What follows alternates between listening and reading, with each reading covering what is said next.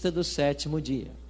E segundo o capítulo 12, verso 17 de Apocalipse, e eu convido você para ler esse texto, aqui são apresentadas duas características da igreja verdadeira no tempo do fim.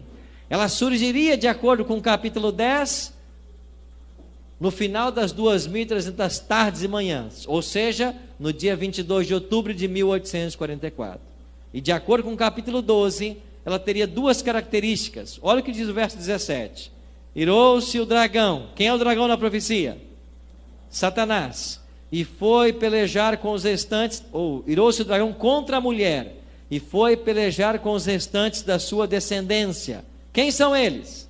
Os que guardam os mandamentos de Deus. E tem o quê? Testemunho de Jesus. Você quer encontrar a igreja verdadeira nos dias atuais? Pergunte assim: qual é a igreja que guarda os mandamentos de Deus?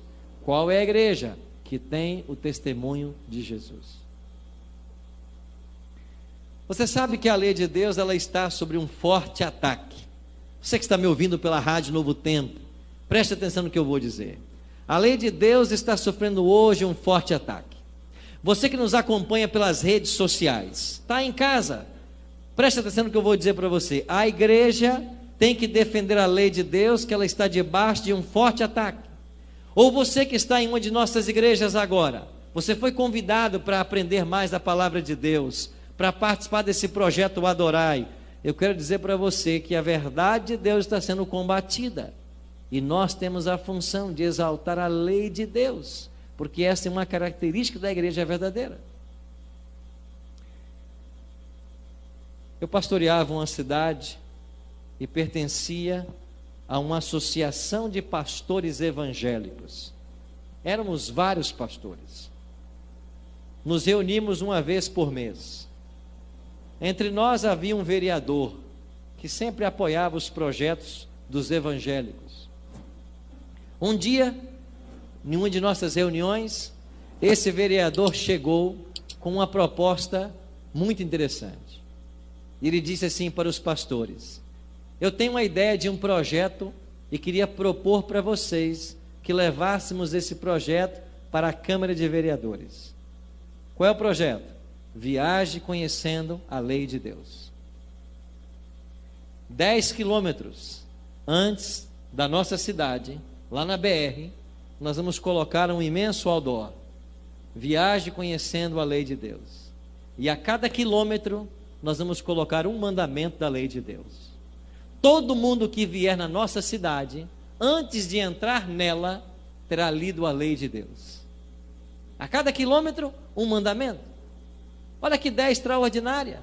Viaje conhecendo a lei de Deus. E os pastores acharam interessantes, começaram a vibrar com a ideia. Até que um levantou e perguntou assim: só um instante, o que vamos colocar no quarto mandamento? Eu perguntei para o pastor: não entendi sua pergunta. O que vamos colocar no quarto mandamento é o que está escrito na Bíblia no quarto mandamento. O que é que diz a sua Bíblia? Lembra-te do dia de sábado para o santificar. É isso que a gente tem que colocar. E ele disse assim: não, se nós colocarmos lembra-te do dia de sábado para o santificar, isso vai ser um marketing para a igreja adventista. Eu disse: pastor, o senhor está preocupado com o marketing da minha igreja ou em ser um fiel ministro de Cristo? E aí começou a discussão.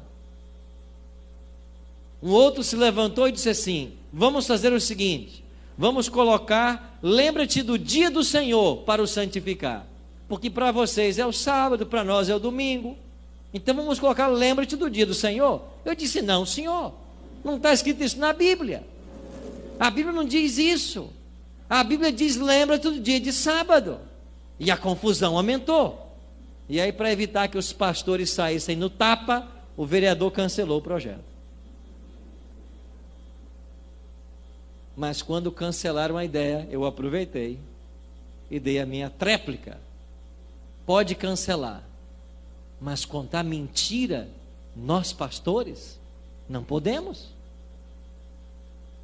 O que está escrito na lei? Você quer mudar o que Deus escreveu? Você é mais sábio do que Deus? Ouça com muita atenção o que eu vou dizer para você, você que está me assistindo. Tem gente por aí querendo ser mais sábio do que Deus. Tem gente por aí querendo assumir o lugar de Deus. E é por isso que eles estão apregoando um outro dia que não é o sábado. Agora, se você quiser ser fiel à palavra de Deus, o dia a ser santificado é o sábado. E é por isso que no Apocalipse 12, 17, a igreja verdadeira, ela guarda os mandamentos de Deus. E quando você vai para Tiago, capítulo 2, verso 10, lá a gente aprende que quem guarda toda a lei, mas tropeça em um só ponto, se torna culpado de todos. Ou você observa os 10, ou nada feito. Na matemática divina, 10 menos 1 é 0. Então eu e você temos que entender que a lei de Deus está hoje sofrendo um forte ataque. E eu e você somos responsáveis em exaltar a lei de Deus. Não como um caminho para a salvação, porque não é esta a mensagem da igreja adventista. Nós somos salvos pela graça mediante a fé, é o que a palavra ensina. Mas Cristo nos salva para a obediência.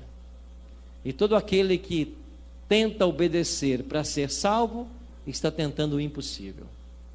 Nós não obedecemos para ser salvos. Nós somos salvos para obedecer.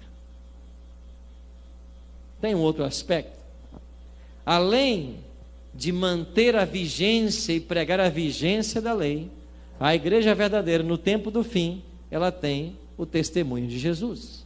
O que é o testemunho de Jesus? Em Apocalipse 19, verso 10, diz no finalzinho que o testemunho de Jesus é o espírito da profecia. Ou seja, um profeta moderno acompanharia a igreja remanescente. E como a igreja adventista surgiu exatamente no dia 22 de outubro, teria que haver um profeta entre nós. E esse dom profético se manifestou numa mulher chamada Ellen Golden Armon. Esse era o seu nome de solteira. Ela se casou em 30 de agosto de 1846 com o pastor da Conexão Cristã, Tiago White, e assumiu o nome de casada Ellen Golden White.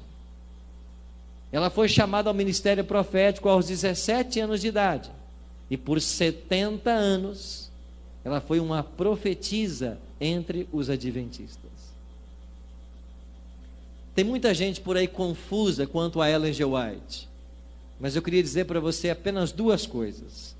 Primeiro, Ellen G. White foi um dom profético verdadeiro que Deus manifestou. E se você pegar os testes bíblicos de um verdadeiro profeta e aplicá-los a ela, você vai ver que ela passa em todos os testes.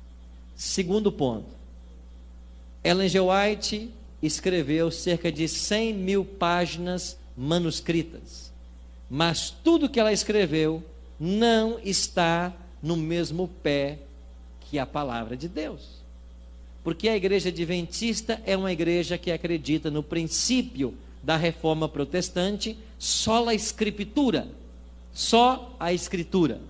Para nós, a escritura é a autoridade. E as 28 crenças fundamentais que a nossa igreja defende, elas todas se fundamentam na Bíblia, nenhuma em Ellen G. White. Então, quando alguém nos acusa de que Ellen G. White é a doutrinadora, ou dela provém as doutrinas da igreja, não sabe o que está falando.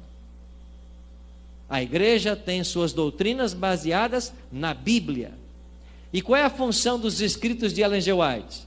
Eles são conselhos que nos buscam levar de volta para a Bíblia. E esses conselhos devem ser seguidos, porque nenhum desses conselhos contraria a orientação profética, a orientação bíblica. Nenhum conselho. E eu faço a prova com qualquer um de vocês. Pegue qualquer livro de Ellen G. White, dos mais de 60 que ela já foi traduzido para o português, ou mesmo no inglês, e diga para mim qual é o parágrafo escrito por Ellen G. White que contraria algum ensinamento